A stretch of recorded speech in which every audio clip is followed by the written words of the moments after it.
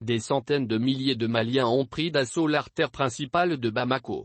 De l'aéroport de Sénou au palais de Koulouba, en passant le monument de l'indépendance dans le centre-ville, le cortège du Premier ministre Abdoulaye Maïga a mis près de 3 heures de temps. Nous sommes sortis pour montrer au Premier ministre qu'il a parlé en notre nom, crie un sexagénaire à notre micro, sorti sous le soleil de 15h, drapeau malien en main. Comme lui, ils sont nombreux, ces Maliens qui se sont amassés le long de la route pour saluer le cortège du Premier ministre. Avec ses 5 colonels, le Mali sera bâti, jure un autre manifestant.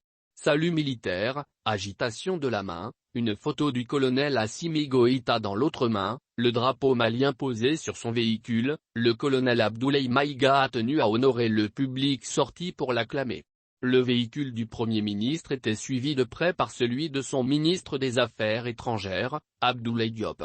Tous deux héros de tout un peuple fier de la souveraineté retrouvée de leur pays sur le plan international.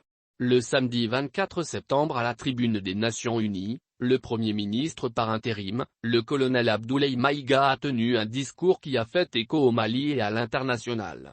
Le Premier ministre a accusé, entre autres propos, les autorités françaises d'avoir poignardé le Mali dans le dos. Sur les plateformes de l'ONU, le discours du Premier ministre malien se classe dans le top 3 des plus visionnés lors de la 77e Assemblée générale.